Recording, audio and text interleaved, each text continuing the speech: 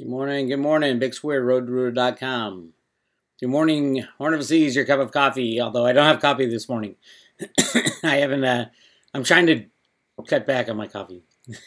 Anyway, I just wanted to point something out that's pretty amazing. A lot of you already know this, but the Dow hitting all-time highs of 22,000 amongst the insanity of what's going on in our world.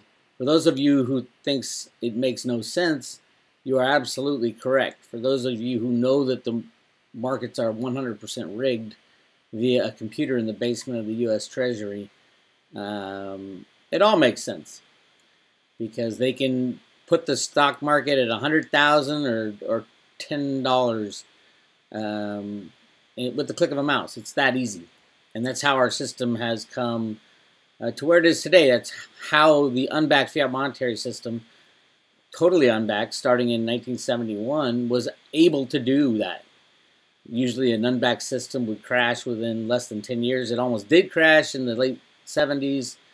But the computer programs written by Alan Greenspan and implemented at the U.S. Treasury and the Fed have kept things humming along, and they will keep humming along until they finally click that mouse. The problem right now that everybody knows is that by clicking the mouse now, it would destroy a lot of people's lives and probably cause a lot of deaths. So they're continuing to believe and tout and support all markets. With computer programs and derivatives, with the Fed, the U.S. Treasury, the Exchange Stabilization Fund, and the prime dealers of the banking of the Fed, which are the big banks. That is why banks like Citibank and JP Morgan and Bank of America have monster derivative books. They're all about supporting the markets, suppressing the precious metals, so it doesn't all fall down. And that's kind of where we're hiding and where we're going. It's all going to fall down. Even though Janet Yellen, the U.S. Fed chairman, says the U.S. economy is strong and warrants more hikes. It's all talk. The Fed is a paid liar. That's a big problem with the system. They lie about everything. So with the background that the government and the stock markets are telling us that everything is fine, let's look at the real world on Zero Hedge and quickly run through the news to see if everything really is fine. First story, Trump phone call transcripts leaked. New Hampshire's a drug-infested den. So what? Everybody knows that. We have a massive drug problem where kids are becoming addicted to drugs because the drugs are being sold for less money than candy. I won New Hampshire because New Hampshire's a drug-infested den. Yeah, but most inner cities are. I would say the big story here is the continual flow. Now they're leaking Trump phone call transcripts. Trump has got to get some balls. I'm sorry, but he's got to shut this thing down, and he can do it with one speech. And that speech would entail that you have started the arrests of the pedophiles in Washington, D.C. that have been controlling things. And whether or not he does that, that's the key. That would shut these people down and put people in jail as they should go to jail. The criminality in Washington, D.C. on so many fronts, from murder for hire to fund embezzlement to the pedophile situation, which is the most horrific thing you can even put your head around. And yet still people like Tony Podesta, John Podesta, James Alefantis, Hillary Clinton, Bill Clinton, the Bush family, all roam the streets freely. It is insane what is happening. So I have no sympathy for Trump if he's not going to pull that plug. I know it's a big plug. I know a third of Congress will be implicated in this. But it is something we have to do to move forward. Anyway, but that's the story of what's going on in our world. But remember, back here, the Dow is going crazy and the Fed says everything's wonderful. And now let's look. Dollar bond yield slide after dismal ISM data. How could they say everything's wonderful if everything's dismal on the things that you have to look at? When even the soft survey data is disappointing, catching down to collapsing hard data, it seems markets can't ignore reality any longer. While stocks are marginally lower following the collapse of the ISM services, bond yields and the dollar are tumbling as gold lifts.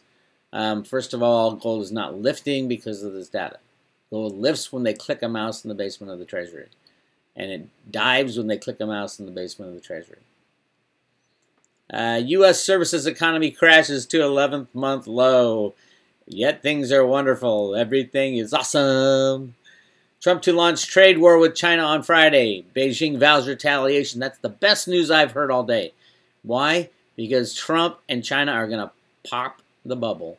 Prick the fantasy bubble that's going on. Trump knows that if he gets in a trade war with China, the whole game is over. Destruction of the entire global monetary system. And that's exactly what he's doing. That's great. This is a good sign, because it has to crash to get back to anything that is sustainable. The U.S. is staring down a technical deficit. Here are the 5 debt ceiling scenarios. It's amazing. Every single thing you look at as an economist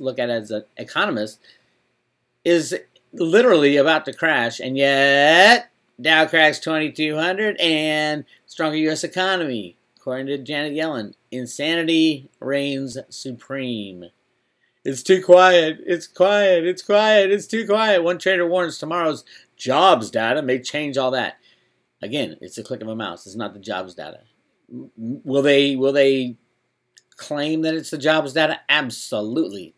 Because what is the jobs data directly correlated to? The Fed raising rates. The Fed needs a reason why they can lower rates further. There you go. What is a 0.25% lower?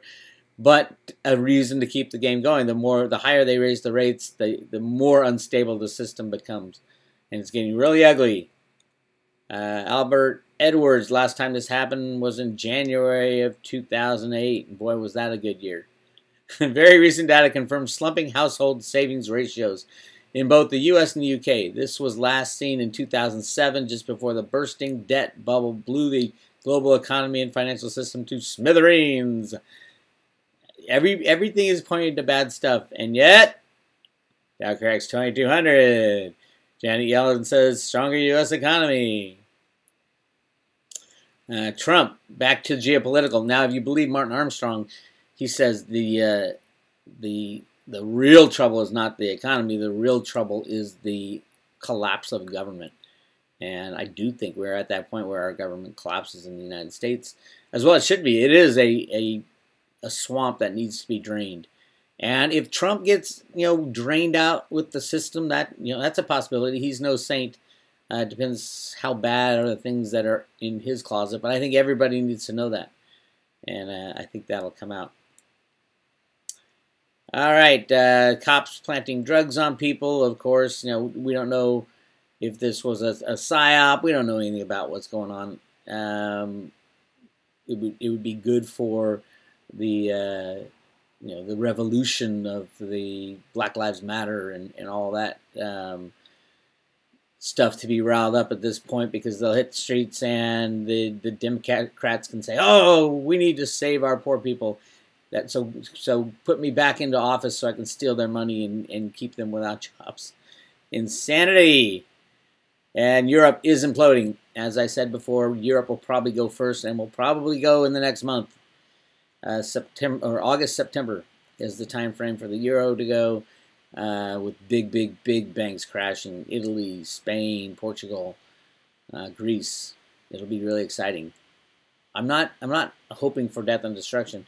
What I'm hoping for is the removal of the old system. All the bad parts of it need to go away, and the only way it can go away is to crash the system and to move on to something new. Luckily, there's a new economy being built right next door.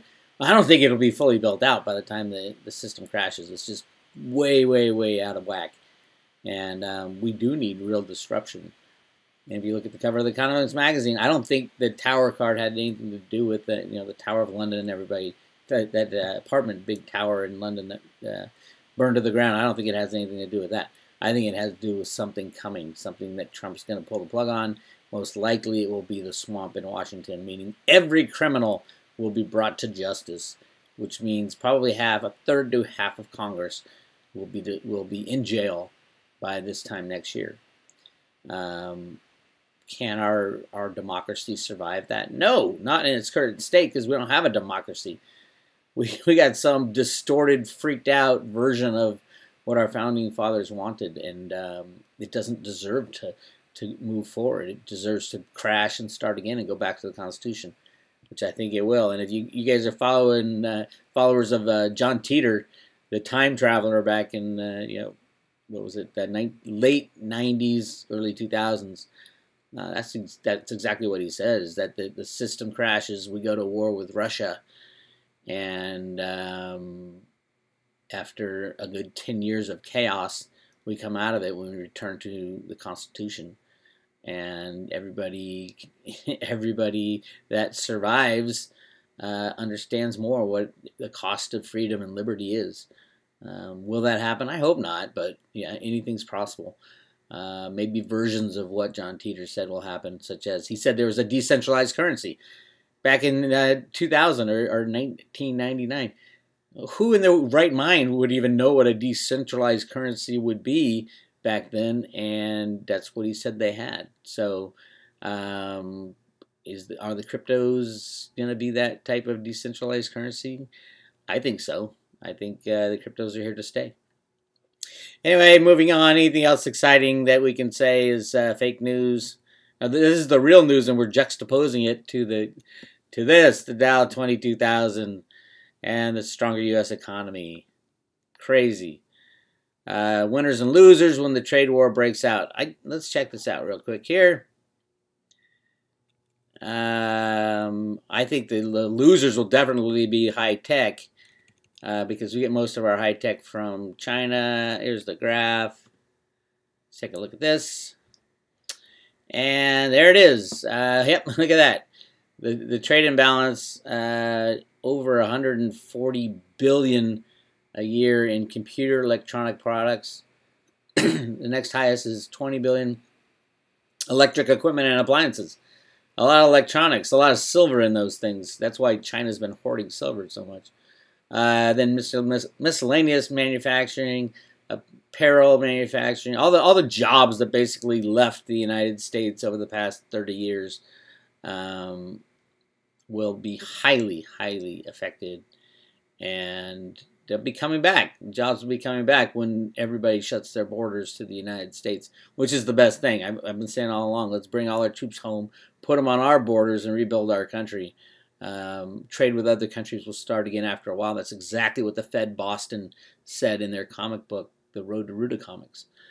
And that's where we're headed. So I hope everybody understands that they are in for a real rocky ride over the next few months into next year.